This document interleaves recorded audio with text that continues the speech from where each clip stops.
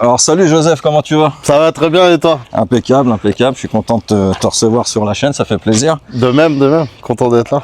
Petite parenthèse les amis, n'oubliez pas de vous abonner, de laisser un petit like et de commenter la vidéo, c'est important.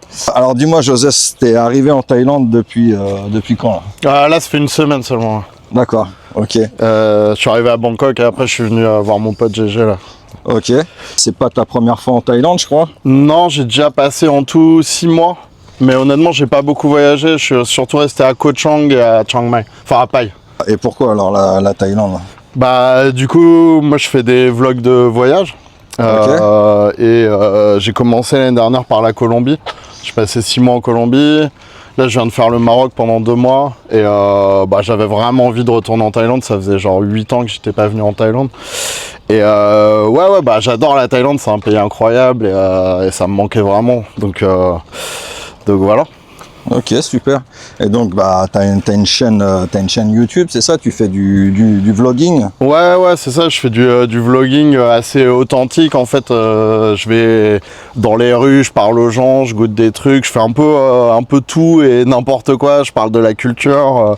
Enfin, franchement, je m'amuse bien. Ouais, l'idée du coup, c'est de faire la même chose en Thaïlande et de voyager un peu en Thaïlande et de montrer un peu tout le pays, quoi. Ok, donc ouais, c'est plutôt en genre immersion, quoi. Ouais, c'est ça, C'est vraiment. pas genre tu vas montrer un temple ou... Non, je fais pas les trucs touristiques, parce que ça, il y en a déjà plein sur YouTube, quoi. Ouais. Qu'est-ce qui te plaît alors en Thaïlande? Franchement, la bouffe, c'est incroyable. Ouais. Ça, c'est peut-être le point numéro 1 pour moi. Enfin, du coup, j'ai pas mal voyagé. C'est vrai que la nourriture en Thaïlande, c'est juste incroyable. Ouais. Y a tellement de diversité. C'est pas cher en plus. Et non, franchement, ça, je kiffe trop. Puis, un peu tout en fait, hein, parce que c'est tellement agréable ici. Le climat, les gens. Les gens sont vachement quand même gentils, souriants, sympas. Tout à fait, ouais, ils sont avenants, etc. Ouais. Et puis c'est un pays festif aussi quand même. C'est pour ça que moi j'adore la Colombie. Enfin, c'est quand même mon pays préféré, la Colombie. Et c'est une des raisons, c'est que c'est un peu tout le temps la fête. Les gens sont toujours de bonne humeur, toujours prêts à sortir, faire des trucs. Enfin voilà, il y a vraiment une bonne ambiance. En Thaïlande, c'est pareil. Ouais, d'ailleurs, c'était un peu la prochaine question. Je voulais te demander, c'était quoi du coup, comme tu as pas mal voyagé, c'était quoi ton pays préféré? Ouais, justement la Colombie. J'ai passé pas mal de temps en Amérique latine et ouais, au final c'est la Colombie que je préfère. Enfin, j'aime toute l'Amérique latine. Mais je pense que la Thaïlande doit être peut-être numéro 3 ou 4 dans la liste, quoi. Colombie, Mexique, j'adore l'Équateur parce que j'y ai vécu quand même assez longtemps. Ouais, je dirais Thaïlande en 4e. Ok. Mais c'est juste parce que voilà, moi je parle pas thaï, du coup c'est plus difficile pour moi de communiquer. Je dirais que c'est principalement ça qui fait que c'est pas mon pays préféré. Et qu'est-ce que t'aimes pas alors en Thaïlande? Qu'est-ce que j'aime pas en Thaïlande? Qu'est-ce que j'aime pas en Thaïlande? Bonne question. C'est toujours une question compliquée, ça. Ouais, c'est un peu... je dirais peut-être que c'est... Peut-être ce truc un peu très commercial et plus, on va dire, l'industrie du sexe en Thaïlande, quand même, faut le dire, un peu omniprésente. Ouais. Tu pars dans les grosses stations balnéaires, genre comme Phuket, Pattaya, etc. Ouais. Bon, après, la réalité est complètement différente, en fait, quand tu connais un peu. Mais bon, voilà, c'est peut-être le seul truc, moi, que... En fait, il n'y a pas grand-chose que j'aime pas, quoi. Ça, c'est un point c'est un peu bizarre, en fait. C'est la question piège. Ouais, voilà, c'est ça. C'est que ce truc-là est un peu bizarre. Du coup, t'as envie de dire, bon, moi, ça, personnellement, c'est pas un truc qui m'attire en Thaïlande. Et puis, non, mais en fait, il n'y a rien que j'aime pas en Thaïlande. Ah, si, le climat qui est pour moi un peu trop chaud et humide. Ouais. Et c'est vrai que là, en été, enfin, tu vois, la période, vraiment, il fait très chaud. Là, on est... là, c'est bien, là, c'est la saison fraîche. On est bien, il fait pas trop... il fait chaud, mais sans faire trop chaud. Ouais, c'est ça. C'est voilà, mais c'est vrai que quand c'est la saison chaude, c'est compliqué à supporter. Ouais, c'est vraiment l'humidité, quoi, que j'aime pas, quoi. Ouais, surtout quand on n'a pas l'habitude, et même quand on a l'habitude, c'est dur aussi. Hein. Ouais. Est-ce que tu avais rencontré des filles en Thaïlande, là, ou alors lors de tes anciens... Tu veux dire des détails? Ouais. Ouais, si, j'en ai déjà rencontré. Mais disons que j'ai eu quelques expériences. Après, des fois, c'était quand même Je me rappelle, voilà, cette fois où je suis allé dans une boîte à Bangkok, j'ai rencontré une fille taille qui avait l'air très sympa et tout. Ouais. Du coup, la soirée, je lui paye quelques verres et tout. Et puis au bout d'un moment, si tu veux, je lui fais bon, bah, tu veux qu'on rentre à mon hôtel? Ouais. Et elle me fait oui, si tu veux, mais ça sera 3000 bahts. Je sais plus combien ça fait, 3000 bahts, mais ça fait genre 400 Ouais. Enfin bref, et du coup, j'étais là, ah ouais, d'accord. Enfin, si tu veux, moi, j'avais pas du tout compris que l'idée pour elle c'était de faire de l'argent quoi, donc bon ça toi, c'est toi tu pensais que c'était la fête mais non. Ouais, moi je croyais que c'était juste tu vois qu'elle m'aimait bien, mais en fait non, enfin peut-être qu'elle m'aimait bien aussi d'ailleurs. Enfin bon, c'est ça que c'est un des trucs que j'aime pas en Thaïlande, c'est que c'est quand même l'industrie du sexe est quand même omniprésente et donc forcément t'as ce genre d'expériences qui sont pas très agréables. Mais bon, j'ai envie de te dire voilà, ça fait partie c'est le cultural choc, tu vois. Ouais, et puis après, c'est pas non plus partout. Ça, c'est surtout dans les zones touristiques, dans les voilà. Après, quand tu vas dans les, on va dire, dans les endroits normal entre guillemets, il n'y a pas tout ça quoi. Enfin, ou beaucoup moins quoi. Non, puis par exemple par rapport à la Colombie, c'est vrai que c'est une réalité aussi dans certains endroits en Colombie. Par exemple à Medellín où c'est pareil, il y a une très grosse industrie de la prostitution et du sexe. Forcément, bah c'est toujours c'est très transactionnel en fait, donc c'est un peu chiant quoi. T'es venu là juste pour t'amuser mais sans forcément chercher tu vois du sexe. C'est ça, ouais. Donc c'est vrai que ça c'est un peu chiant. Mais bon voilà, vraiment c'est peut-être le seul point négatif que je trouve ici avec l'humidité. D'ailleurs je suis en train de transmettre. Attends, mais pas à la caméra trop. Il fait chaud là. Et ouais non, franchement à part ça c'est absolument génial hein. N'hésitez pas à aller faire un petit tour sur la chaîne. Donc c'est quoi le nom de ta chaîne? Frenchy Joe. Donc de Frenchy Joe. Donc avec un Y en Frenchy. Voilà, de toute façon je vous mettrai le lien en description comme d'habitude. Donc n'hésitez pas à aller faire un petit tour sur sa chaîne et puis à s'abonner à lui, ça lui fera plaisir. Carrément. C'est du contenu sympa. D'ailleurs moi j'avais déjà vu, j'étais déjà tombé sur une vidéo de toi. Et quand je t'ai rencontré, j'ai dit ah bah ok c'est lui. A contrario, le pays que t'as le moins kiffé, c'était quoi alors? Bah honnêtement, il n'y en a pas vraiment, tu vois. Qu'est-ce que je pourrais te dire? Je veux pas dire de la merde sur d'autres pays. Non, il y a des pays. Bah, après, c'est question de goût. Après, ouais, non. Après, il y a des pays que j'ai moins aimé. Bon, allez, je peux peut-être dire la Bolivie. Okay. Franchement, j'adore la Bolivie, c'est magnifique. Et si jamais il y a des Boliviens qui regardent la vidéo, j'adore votre pays. C'était vraiment cool. Non, il y a juste quelques moments où c'est vrai que c'était pas évident. Par exemple, ça m'est déjà arrivé d'aller dans un magasin et qu'on veuille pas me vendre des trucs. D'accord. Tu vois, genre t'arrives et la fille elle te fait non, pas à toi. Mais en gros c'est parce qu'ils ont eu une histoire très compliquée avec on va dire la colonisation, l'esclavagisme. Ok. Et du coup, ouais, c'est un pays qui a bouffé en gros 500 ans d'esclavage, donc tu vois, moi je comprends très bien qu'ils aient... Ouais, c'est compréhensible, hein. Puis après, on connaît pas non plus tout ce qui s'est passé. Ça se trouve, eux, ils ont peut-être eu des problèmes aussi personnellement dans leur vie. Et après, il y a des gens aussi, parfois, bah, ils sont pas sympas. Enfin, voilà, après, il y a de tout, donc... Voilà, on va pas juger, mais... Non, c'est ça. C'est globalement, en fait, moi, je sais pas, quand je voyage et tu te rends compte que si toi, t'es sympa avec les gens et que t'es souriant et tout, bah, les gens, ils te le rendent toujours fois 1000. Alors, il y a des pays où c'est particulièrement vrai pour moi, tu vois, genre en Colombie ou en général en Amérique latine, de toute façon, ou ici ou ailleurs. Au Maroc, là, tu vois, je viens de passer 2 mois au Maroc. Franchement, incroyable, la générosité, l'hospitalité des gens... Donc, c'est ce que je dis toujours, si tu respectes les gens ils te respectent en retour. Hein. Ouais, c'est ça. C'est vrai qu'on a beaucoup ce retour-là des touristes français qui sont, faut le dire, il y en a quand même beaucoup qui sont haïs, tu vois. On nous aime pas forcément trop, mais c'est aussi qu'il y a des gens qui ont les mauvais comportements et qui n'ont pas une attitude positive. Tout à fait. Donc, si tu es positif et que tu montres aux gens que tu es sympa et tout, en général, ils te le rendent vraiment, ça vaut le coup d'être comme ça, tu vois. Donc voilà, moi, c'est peut-être le conseil que je donnerais aux gens qui veulent voyager. Si vous allez dans un pays, que ce soit à la Thaïlande, partout, si vous êtes sympa avec les gens, ils seront ultra sympas avec vous. Par contre, si vous êtes un peu con, vous attendez pas à avoir un super retour, quoi. Tu penses à t'expatrier en Thaïlande un jour ou pas du tout? Bah, moi, donc du coup, je viens de prendre un visa DTV, hein, c'est ça, de 5 ans. Parce que là, depuis 6 mois, là, tu peux faire ça, en gros. Exactement. Donc, bah, je sais pas. En tout cas, si tu vois, moi j'ai pris ce visa-là parce que je savais que où que j'aille, je pourrais toujours revenir en Thaïlande.